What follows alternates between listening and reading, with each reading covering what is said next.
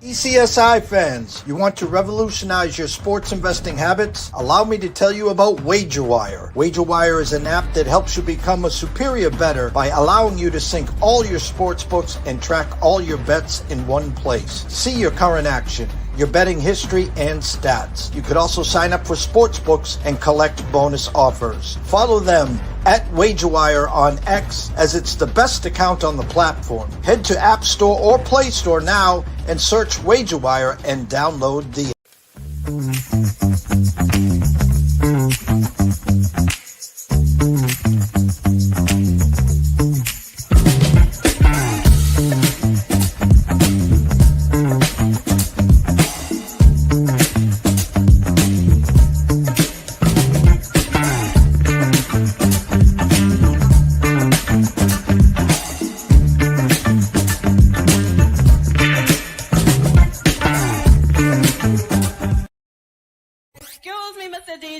Check this out. We got a great show coming your way. From the ECSI Sports Studios, the #1 sports information program in America, the Breakfast Bankroll, with your host, the sports broker, Jeff Dawson.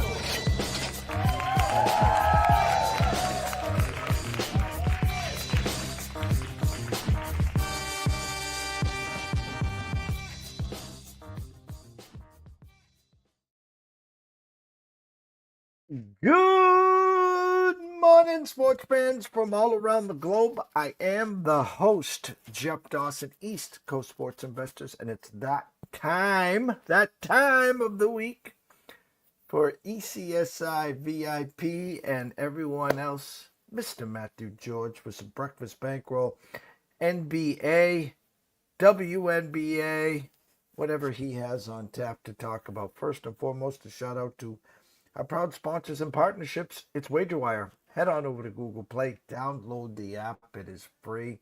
AtlantaSteaksandSeafood.com. It's 4th of July tomorrow. What better way than ordering some steaks, chops, some seafood, some wine, some appetizer? Head on over to AtlantaSteaksandSeafood.com. Terry will take good care of you, I promise. So we could spend hours upon hours talking about what the hell is going on in the NBA.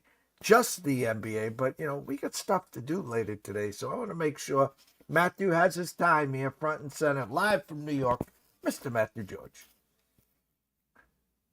What's up, Matthew? Good morning, Jeff. How are you doing? We're doing well. I mean, every 2 seconds the horns are breaking. This guy getting traded, this guy this way, this guy this way. The next thing I hear, a stretch and wave. I mean, I thought I was back in aerobics. I mean, what the hell's going on here? It's NBA free agency, and I think this is probably one of the bigger ones that we've seen in the last few years. I know there was some bigger ones that happened over the years, but this one is going to be be more interesting because since the luxury tax is increasing for the next couple of years, obviously. So as we know how inflation happens and how everything happens in terms of NBA contracts, because everybody wants to get paid. So this is no different, but there are a lot of star players that are moving around, as we know already. Well, again, you're live in New York. We're going to get to your Knicks. A lot of things going on there. Head coaches, free agent signings, former Celtic, yabba yabba dabba doo. You get an extension sign over there. But let's start with the Celtics. We knew new ownership. We knew Drew Holiday was leaving. We knew Porzingis was leaving. People are calling about Derek White. People are calling about Jaylen Brown. The funny thing now is Milwaukee shocks the world. Hey, we're done. We're all set, Dame. A stretch and wave where they just basically get him off the books for 4 or 5 years, 25 million or whatever, 113 million. Now Dame, who's going to be like Tatum on the sidelines, rehabbing an Achilles, can get like the minimum, 5.3, 5.5.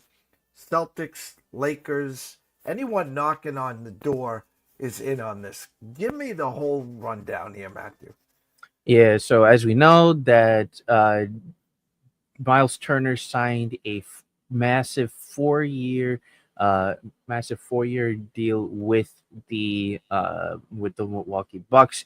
The way that they did that was waiving Damian Lillard with his remaining $113 million contract to give that kind of money to Miles Turner and make room for him to come into the team. So the other way, on the other flip side, it does suck for Damian Lillard because he's dealing with that Achilles injury. So that's why they decided to waive him. They decided that it was time for him to go, even though Giannis did want him on the team. It just doesn't pan out for the way that the team wants to work it out for the foreseeable future to try to contend for a title. So that means that Damian Lillard can just be on a veterans minimum, or even like you said, try to go to a team that can really contend for not next season but for the future. But the biggest way to do that is to see how much of an impact he can actually have on the floor. In my prediction, I think if someone would really take a shot on Damian Lillard, that would be Golden State, because Golden State needs another shot creator in the front court, and they used to have Andrew Wiggins. That didn't happen. And that they panned it out, but that only worked for 1 year where they won a championship, and now they can seem to really be in that docket again. So I wouldn't be surprised to see if Golden State, if like you said, the Celtics can actually pick up Damian Lillard on the veterans minimum and just keep him out for the rest of the year for next season, and then be ready for the 2026-2027 season, and then compete for a title. So that would be very interesting to see if they decide to pull the trigger on Damian Lillard for the Celtics, and then be a matter of how long they can sustain it. If you want to have that 1-2 punch of Damian Lillard and Jason Tatum, and then you decide to move on from Jalen Brown. Now, the fact of where Jalen Brown goes, again, we don't know. I'm not even sure where he would go to for someone to pick up his contract, especially since he's been basically healthy most of his career. But that's a matter of how much of an impact can they have for the future. And I I hope so, and I hope so for the Celtics' sake, because they're basically just like, I wouldn't say flopping, but they're not really going to be in contention for a title next season. Just like the Pacers are, where they got rid of Miles Turner, and obviously Tyrese Halliburton is out for the rest of the year with that Achilles tear during the finals. So it's going to be very interesting to see on who comes out on top with the Eastern Conference. But that's how it's going to be going for Damian Lillard for the future. Yeah, and the funny is, some experts think the Celtics will be fighting for the play-in game. The locals here are, use my French, on crack. They're a lot better than that. But I mean, when you look at the layers that they have lost, and then Big Al isn't even retiring, he's probably going to end up at Golden State or the Lakers. I mean, there is literally going to be Jalen Brown, Derek White, Pritchard, uh, um, and they got that kid Simons, which I think they're holding as a piece because they're going to do one more big move. That's just my Mm. take. They're going to use him as that last piece. But again, Yep. we'll get to that. Let's talk some Knicks stuff here. Mike Brown introduces the new Knicks coach. Jordan Clarkson signs with the Knicks, and as I kind of teased everyone, Yabusele signs with the Knicks on the 2 years. How's Nick Land? I think this is very good. Not to mention, first off, with the bench with Jordan Clarkson and Yabusele. Yabusele is a very, very good defender. We saw that in his time with, as you said, with Boston. It did really, really well in the Olympics with the French team, especially giving some fits to a lot of international teams, especially that we're talking about with the USA. Obviously, They obviously won the silver medal behind the USA. And then for him, I think it's just a very good way of finding a home for himself, because Yabusele has been bouncing around teams, but just never seemed to find a home. So hopefully he can find a home in New York, because he could definitely be valuable in the bench for the foreseeable future for the team. As we said, he's mentioned the 2 year. He's on a 2 year contract with them, and then obviously Jordan Clarkson. Utah knew that they were going to get I think the Jazz knew that they were going to get rid of him very soon because the biggest thing was for their foreseeable future. So they picked up Filipowski last year. He did pretty well. They picked up Keontae George in the draft last season. He's doing really well. The same thing will go for Ace Bailey. That's why they got rid of Colin Sexton and Jordan Clarkson. So that's more minutes for Ace Bailey. For the Knicks with Jordan Clarkson, this is very, very good in terms of the bench. You bring up a guy in Jalen Brunson who's not going who's hopefully not going to get too many minutes now because Tibbs is gone. So now you bring a guy that can score off the bench and be the great six man that the I think that the Knicks really need because they really didn't have a six man. They had Precious Achiuwa and Miles McBride and Landry Shamet, but no really guys really could step up. Maybe Miles McBride at times, but he can be streaky a little bit too. So bringing a consistent guy like Jordan Clarkson that could score off the bench at will and really be a good benefactor for the team for the Knicks. And obviously, the biggest one is, as you mentioned, Mike Brown being the new head coach for the New York Knicks. This is a very, very good signing. I would have liked to see on my end, would have liked to see Mike Malone. Obviously, they didn't interview him at all, but they did really like his attitude. They really liked the way his charisma is, and they really liked how he really presented for the team. He has that championship pedigree, and he also has been working with a lot of all-star players, not to mention being an assistant coach with the Golden State Warriors. So he's won a couple of championships there, then handled with Steph Curry.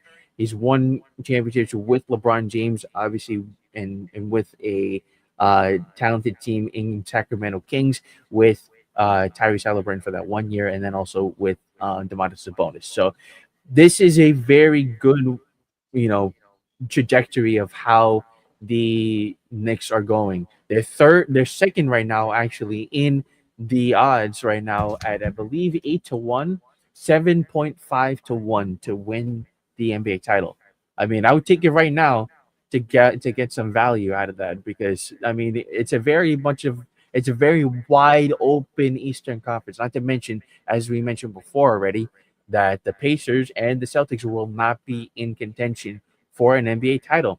So that leaves the Cleveland Cavaliers and the New York Knicks wide open to compete for a title.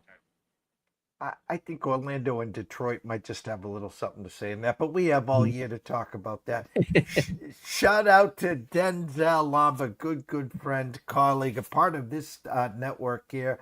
Go follow him at Deportes Diesel, and he's been on fire as well in props, MLB, WNBA. He does it all as well. So go follow Denzel as well. Little recap. What's going on here? Like I said, we could talk for hours here just on the NBA. Clint Capella agrees to 3 years with the Rockets. Dorian Finney-Smith signs 4 years with the Rockets. Nuggets trade Michael Porter Jr. and unprotected future number one to the Nets for Cam Johnson. Bruce Bowen returns to the Nuggets. Lakers signed DeAndre Ayton.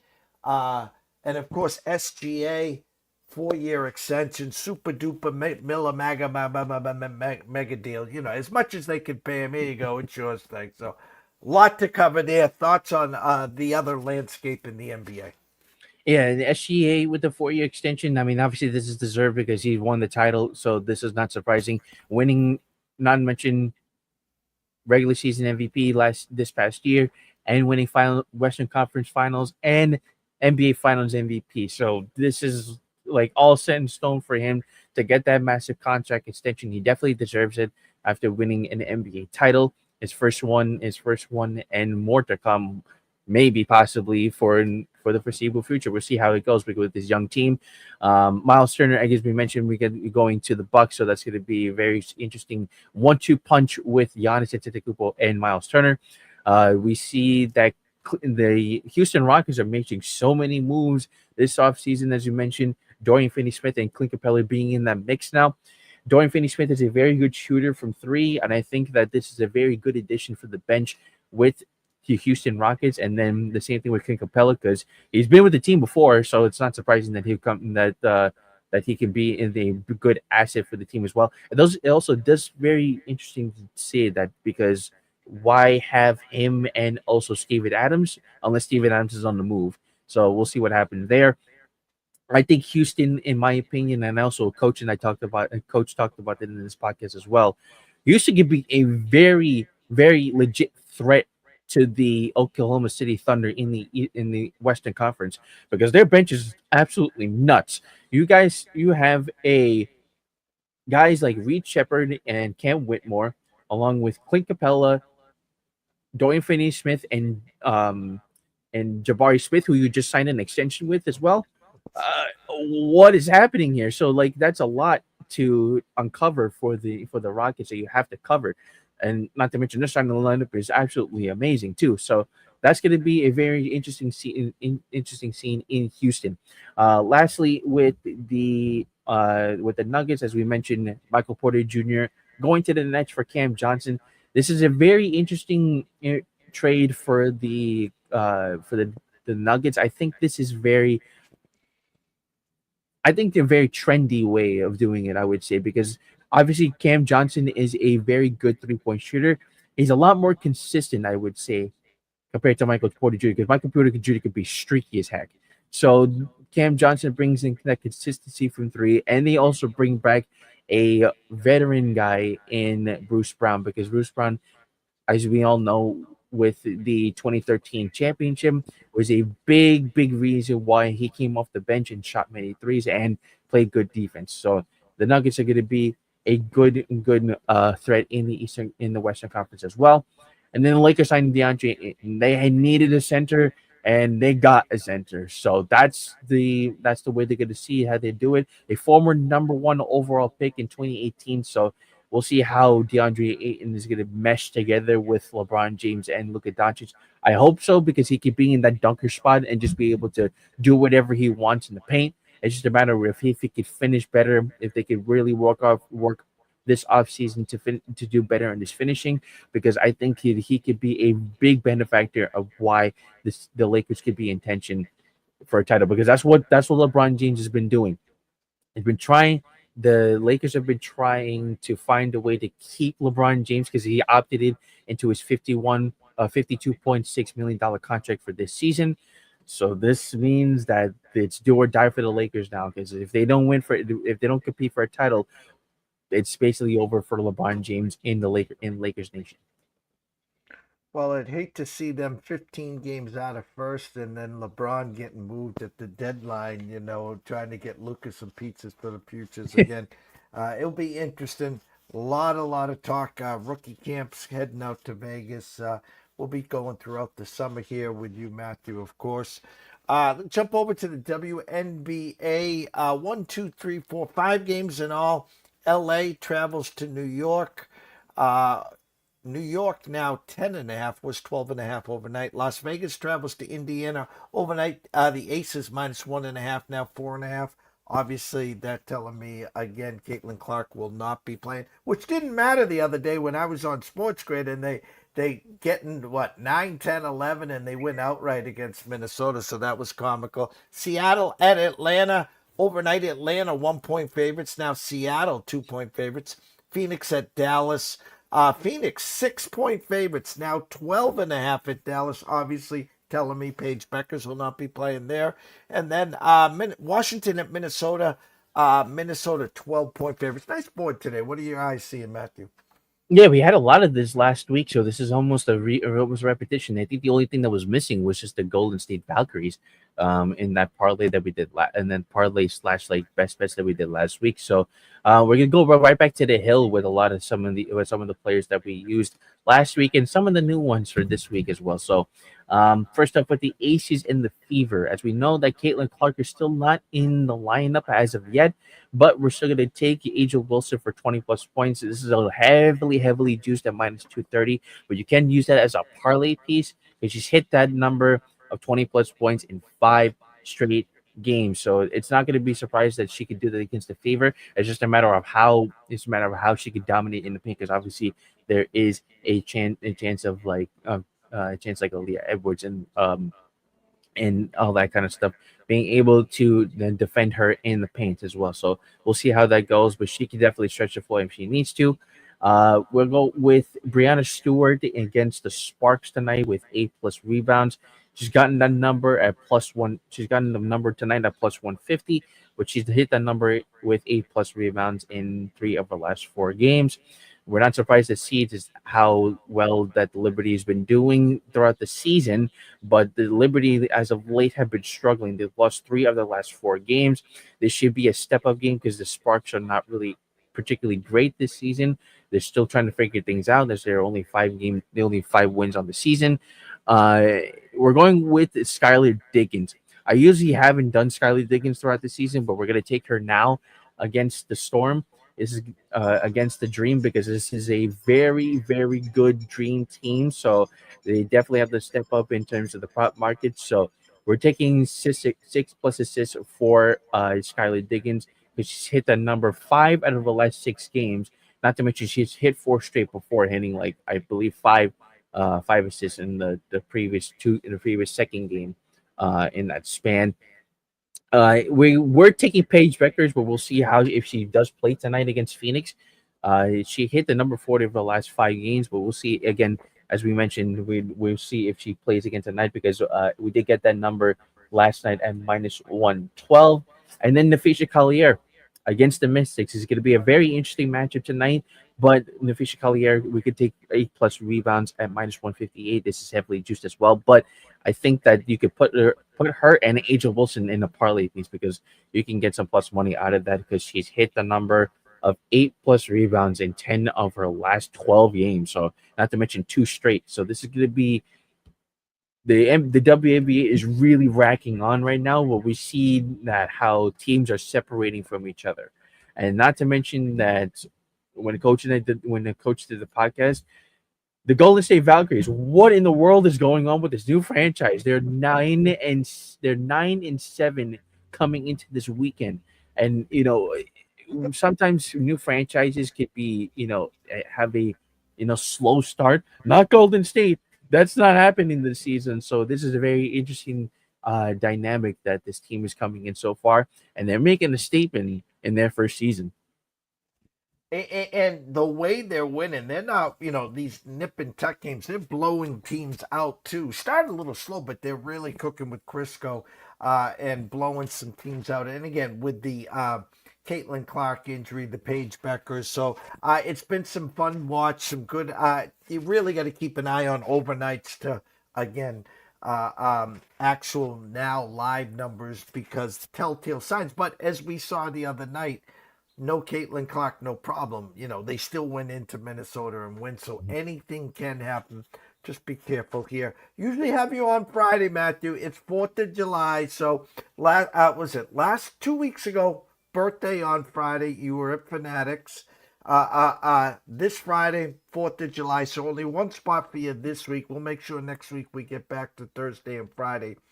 But of course, everyone on X can follow you at MG28 Sports. I know where to follow you, of course, on the Sports Grid.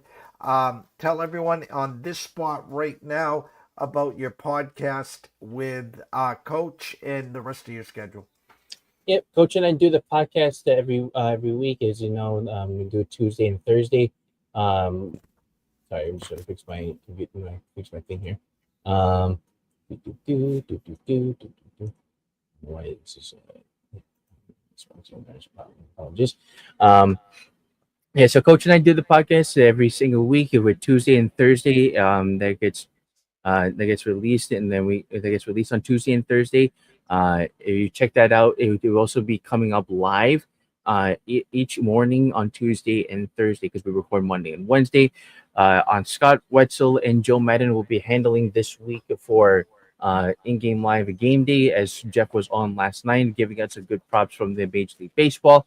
And we'll be doing. I produce that every Tuesday and Wednesday, 8 to 10 p.m. Eastern, covering all the baseball because it's basically just baseball and WA for the rest of the season. So we'll see how everything goes throughout the rest of the summer. Again, happy 4th to everyone. It's gonna be a very very interesting way of how the summer goes. And like you mentioned, this is only the start for the NBA free agency. I want to see a lot more movement, but this is only just a start. Well, we'll be breaking down Thursday and Friday WNBA, NBA. Rookies head out to Vegas soon, so we'll have a lot to cover there. Tomorrow, 4th of July, Scotty Webb and I have talked about doing a baseball show, so keep an eye on our timelines there. I think I will be a guest with Andrew McGinnis on Wager Talk at some point in the morning as well. So for myself, Jeff Dawson at ET Sports Best, the one and only Matthew George at MG28 Sports. We wish everyone a blessed day. Have a great, great 4th, guy. Behave yourself. Have some fun. And see you soon.